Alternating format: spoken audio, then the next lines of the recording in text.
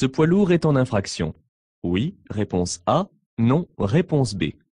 Je le dépasse par la droite. Oui, réponse C. Non, réponse D.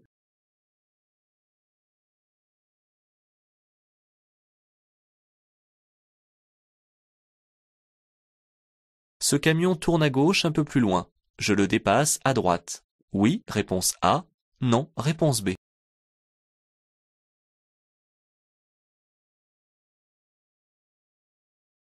Je dépasse ce camping-car. Réponse A. J'attends qu'il finisse de manœuvrer. Réponse B.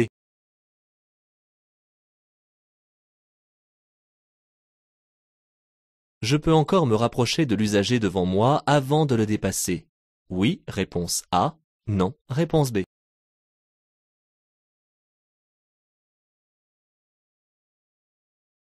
En marche normale, je suis bien placé. Oui, réponse A. Non, réponse B.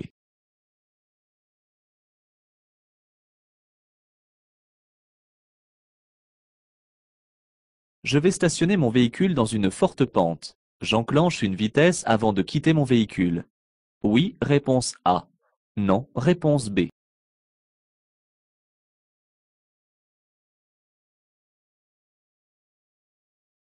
J'entre dans une zone à stationnement payant. Réponse A. Gratuit. Réponse B. Alterné semi-mensuel. Réponse C. Limité par disque. Réponse D.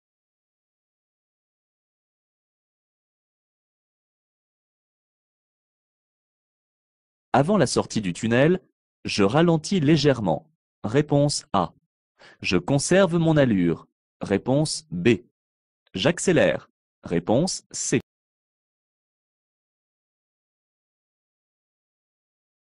Je prends la direction de Roquefort. Je freine avant d'emprunter la sortie. Oui, réponse A. Non, réponse B.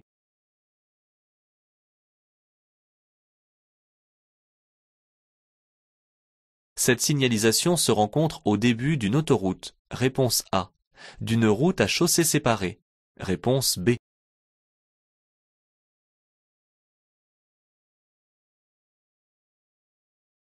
Je vais tourner à droite. Je devrais céder le passage. À droite? Oui, réponse A. Non, réponse B. En face? Oui, réponse C. Non, réponse D.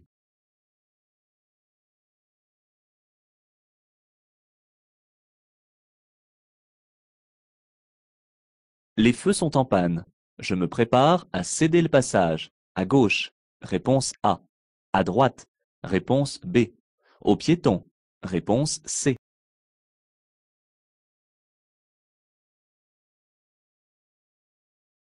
Je ralentis.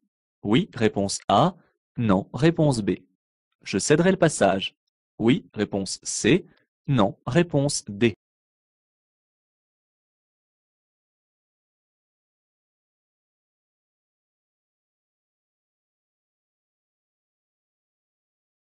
Ne pas céder le passage, c'est obliger un autre usager à freiner. Oui, réponse A. Non, réponse B. À dévier sa trajectoire. Oui, réponse C. Non, réponse D.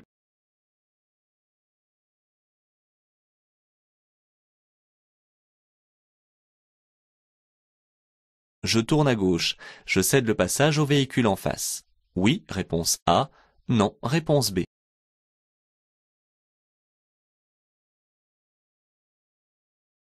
Dans la voie où je circule, je suis concerné par la limitation de vitesse. Oui, réponse A. Non, réponse B.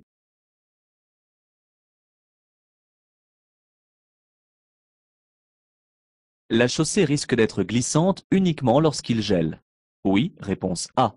Non, réponse B.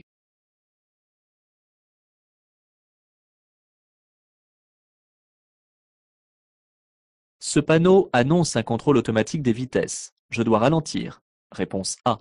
Je regarde souvent mon compteur. Réponse B. Ces contrôles concernent uniquement les voitures et les motos. Réponse C.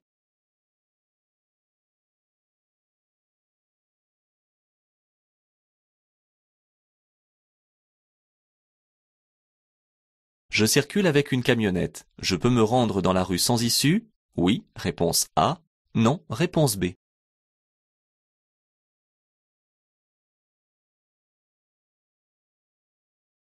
Pour déposer un passager, je peux m'arrêter devant le portail de cette maison.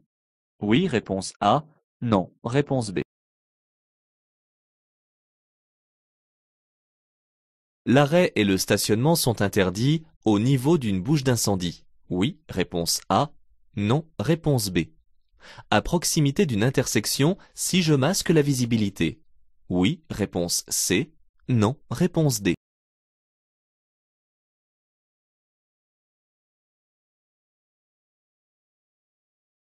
Stationner à proximité immédiate d'une intersection tout en masquant la visibilité est gênant. Réponse A. Dangereux. Réponse B.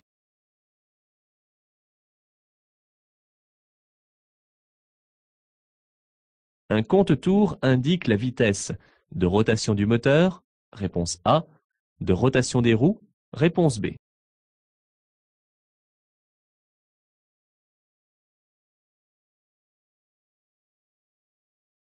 En cas de contrôle, je dois obligatoirement présenter l'attestation verte d'assurance.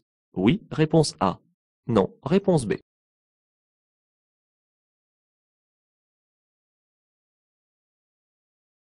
Je contrôle les pressions de mes pneus sur autoroute. J'équilibre les pressions sur les valeurs les plus élevées proposées par le constructeur. Oui, réponse A. Non, réponse B. Pour charger mon véhicule, je cale les bagages dans le coffre. Oui, réponse A. Non, réponse B. Je peux disposer des objets sur la plage arrière. Oui, réponse C. Non, réponse D.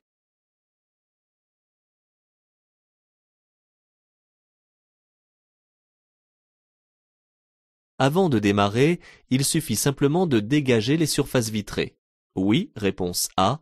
Non, réponse B.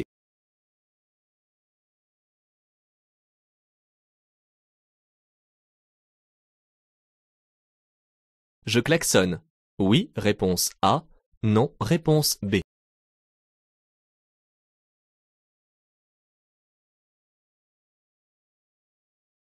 Dans cette situation, je dois céder le passage au conducteur venant de droite. Réponse A. Le conducteur venant de droite doit me céder le passage. Réponse B.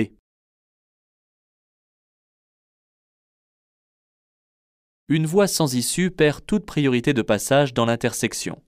Oui, réponse A. Non, réponse B.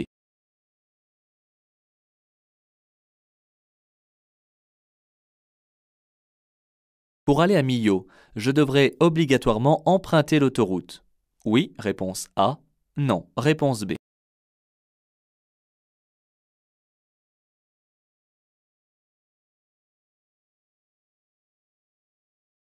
Ce panneau m'annonce une sortie. Réponse A. Un péage. Réponse B. Une autoroute. Réponse C.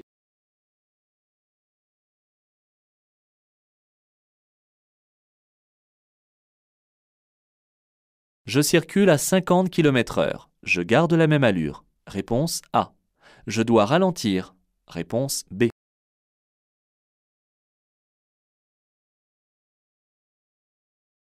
Le stationnement est ici autorisé sur le trottoir.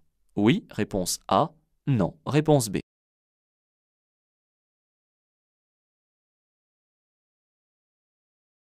Tout comme ce camion de déménagement, je peux m'arrêter après lui. Oui, réponse A. Non, réponse B.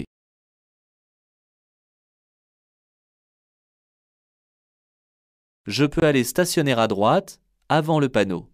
Oui, réponse A. Non, réponse B. Après le panneau. Oui, réponse C. Non, réponse D.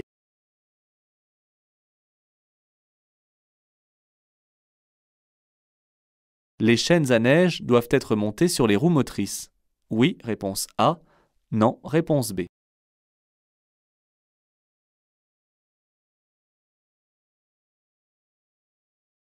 Dans ce tunnel hors agglomération, je peux utiliser les feux de position seuls. Oui, réponse A. Non, réponse B. Les feux de croisement. Oui, réponse C.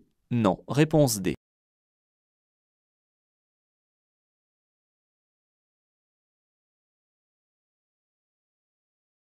Les effets de l'alcool sont diminués par l'absorption d'une boisson énergisante.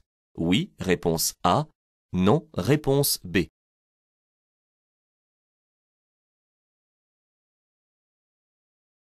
Cet éthylomètre anti-démarrage peut être imposé au conducteur particulier, oui, réponse A, non, réponse B, au conducteur professionnel, oui, réponse C, non, réponse D.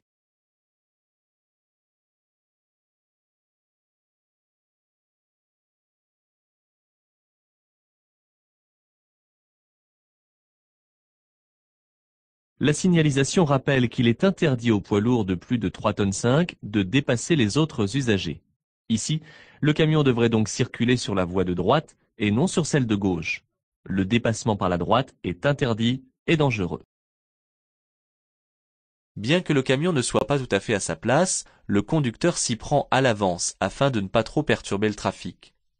Comme il manifeste clairement son intention de tourner à gauche, je vais pouvoir le dépasser par la droite. Un peu de patience ne fait pas de mal. J'attends évidemment que ce véhicule encombrant finisse d'entrer sur un emplacement de stationnement. Je partirai toujours du principe qu'il faut laisser terminer un usager qui manœuvre. J'assure ainsi sa sécurité. Je dois laisser une distance de sécurité avec l'usager devant moi, même si je désire le dépasser. Cette distance de 2 secondes correspond à 2 traits de la bande d'arrêt d'urgence. Il y en a ici 3, ce qui me laisse une marge durant laquelle je prépare le dépassement. La circulation s'établit ici en plusieurs files au niveau d'une jonction de plusieurs voies. La voie de droite étant encombrée, je me maintiens là où je circule. Je reste très attentif au poids lourd à ma gauche, car il doit se rabattre. Lorsque je stationne mon véhicule dans une forte pente, je dois toujours avoir en tête que mon frein à main n'est pas forcément efficace pour le retenir. Pour plus de sécurité, il est plus sage d'enclencher une vitesse, la première par exemple, afin d'assurer une retenue complémentaire à mon véhicule. Il est enfin bon de tourner légèrement les roues du côté du trottoir. À partir de ce panneau, j'entre dans une zone où le stationnement est gratuit mais limité dans le temps, avec l'obligation d'apposer un disque de stationnement au niveau du pare-brise. La durée de stationnement, comprise entre une demi-heure et 1h30, peut être précisée par un panonceau complémentaire. J'arrive à la sortie d'un tunnel, et la visibilité est quasi nulle du fait du virage, et aussi du fait de l'éblouissement que je vais subir. Je dois ralentir légèrement afin de pallier un éventuel bouchon en sortie de virage. En effet, les carambolages en tunnel arrivent souvent à l'entrée et à la sortie à cause de la mauvaise visibilité. Je circule à environ 90 km/h sur cette route, et la voie qui se dirige vers Roquefort est limitée à 50 km/h. Je suis donc obligé de commencer à ralentir sur ma voie avant de sortir, afin de stabiliser mon véhicule à 50 km/h au niveau du panneau. Le clignotant et un appel de feu stop sont le meilleur moyen de prévenir les usagers derrière moi. Le panneau de sens unique ne se rencontre pas sur une autoroute car cette dernière est par définition à sens unique. La limitation de vitesse à 110 km/h rappelle que ce n'est pas une autoroute, mais une route à chaussée séparée et qu'il ne faut pas circuler jusqu'à 130 km/h. On doit marquer le stop et céder le passage aux usagers circulant sur l'autre axe de circulation. Cela signifie dans certains cas, comme ici, de céder le passage à droite et en face. Il n'y a pas d'autre signalisation pour régler l'ordre de passage dans ce carrefour. C'est donc la règle de la priorité à droite qui doit être appliquée. Je me prépare dans un premier temps à céder le passage aux piétons, puis aux véhicules venant de ma droite. Lorsque les feux ne fonctionnent pas ou lorsqu'ils sont au jaune clignotant, je dois tenir compte du panneau qui est présent sur le feu. En cas d'absence de panneau, je dois appliquer la règle de la priorité à droite. Ici, le panneau m'annonce que je circule sur une route à caractère prioritaire. Les usagers venant des autres routes ont obligatoirement un panneau de céder le passage. Je dois toutefois ralentir lorsque la visibilité n'est pas totale, car sait-on jamais, on peut toujours rencontrer un étourdi. La définition du céder le passage insiste sur le fait qu'il faut faire en sorte de ne pas gêner les autres usagers. Et ne pas gêner consiste à ne pas les obliger à ralentir ni à dévier leur trajectoire. Cet usager qui s'insère à droite oblige le conducteur devant moi à freiner. Il risque 4 points en moins. Les feux tricolores fonctionnent normalement. Le feu est au vert, ce qui m'autorise à passer. Cependant, les véhicules en face ont également un feu de couleur verte. En tournant à gauche, je ne peux pas leur couper la trajectoire. Je dois alors leur céder le passage. Cette limitation concerne l'ensemble des voies.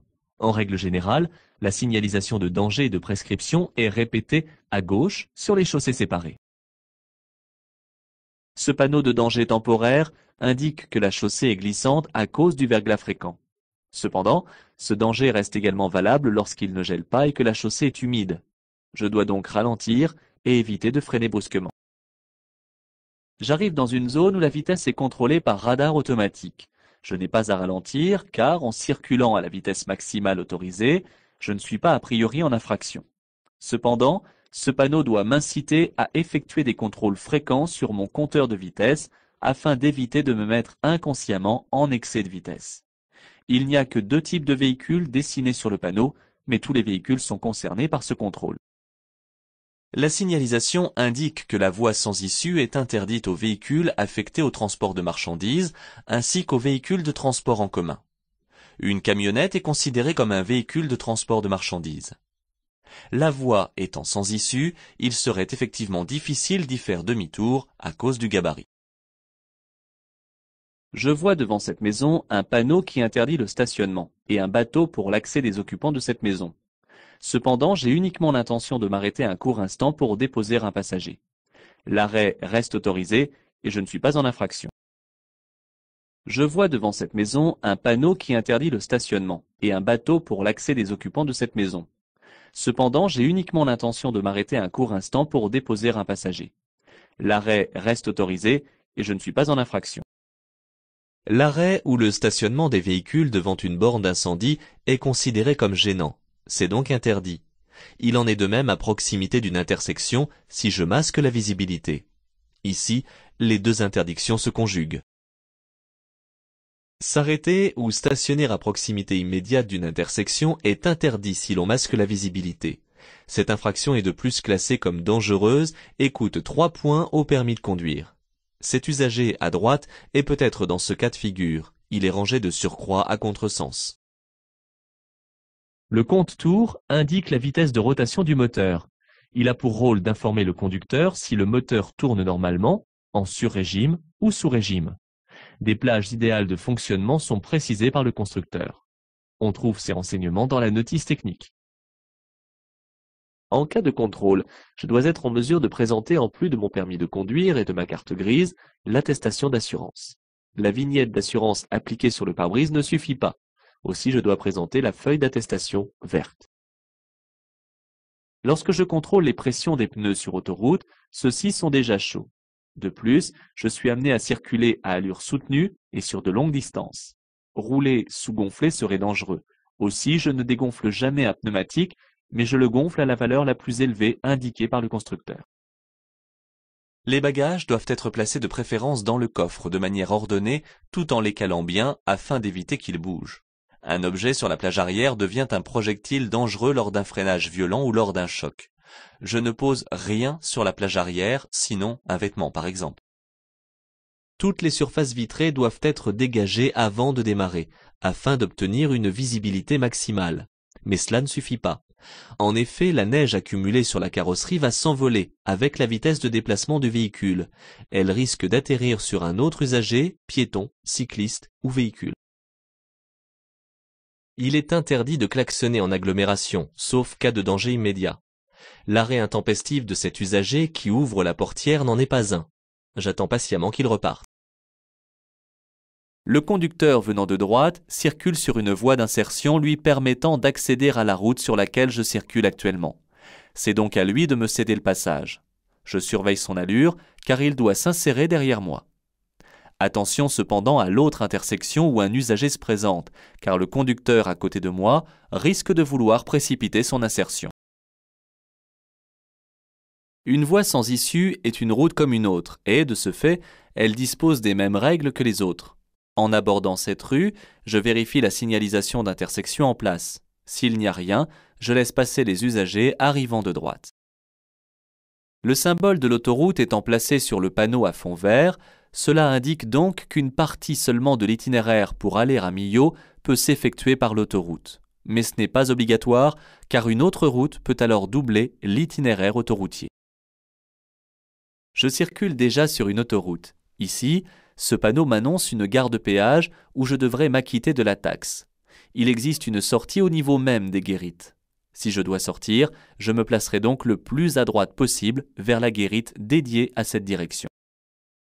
Ces deux panneaux sont indépendants l'un de l'autre. Le premier interdit à tous les véhicules de circuler à plus de 30 km/h. Le second interdit l'accès de cette rue aux véhicules affectés au transport de marchandises. Le panonceau qui le complète précise que seuls ceux ayant un poids total à charge supérieur à 5 tonnes sont concernés par cette interdiction. Le stationnement reste possible sur le trottoir lorsqu'il existe des emplacements délimités. Ici, l'espace latéral est suffisamment large pour accueillir les piétons et le stationnement. L'arrêt est interdit sur cet axe rouge. En règle générale, les entreprises de déménagement disposent d'une autorisation ponctuelle délivrée par la mairie pour pouvoir travailler à proximité immédiate du chantier. Mais ce n'est pas une raison pour moi de me servir de la protection de ces camions pour m'arrêter. Je risque la fourrière. Si je me place avant le panneau, je vais le cacher, ce qui est interdit. En revanche, rien ne m'interdit d'aller stationner après celui-ci sur l'accotement. La paire de chaînes à neige doit être montée sur les roues motrices, qui selon les véhicules peuvent être aussi bien à l'avant qu'à l'arrière du véhicule. Sur la plupart des véhicules, elles sont situées à l'avant. Les feux de position seuls ne peuvent être utilisés qu'en agglomération bien éclairée la nuit. J'actionne donc mes feux de croisement de façon à être bien vus à l'intérieur par les autres usagers. Et je les allume immédiatement afin d'être vus de loin par ceux qui arrivent en face dans le tunnel. Contrairement aux idées reçues, rien ne peut permettre de diminuer les effets de l'alcool. Il faut environ 90 minutes pour que le corps élimine un verre de boisson alcoolisée. Et quoi que l'on fasse, boire de l'eau ou du café, ou encore courir à perdre haleine, cela ne permet pas d'éliminer plus vite. La seule chose à faire, c'est d'attendre que le foie fasse son travail pour brûler progressivement cet alcool, considéré comme corps étranger. L'éthylomètre anti-démarrage peut être imposé à tout conducteur condamné pour délit de conduite avec alcool. Cette peine est prononcée par le juge et est complémentaire aux autres peines telles que l'amende, le retrait de points et éventuellement l'emprisonnement. Tout conducteur peut être concerné, que ce soit à usage privé ou à usage professionnel. Cela impose donc de faire équiper son véhicule d'un dispositif homologué pour pouvoir continuer à l'utiliser sous peine de constituer un délit puni plus gravement encore.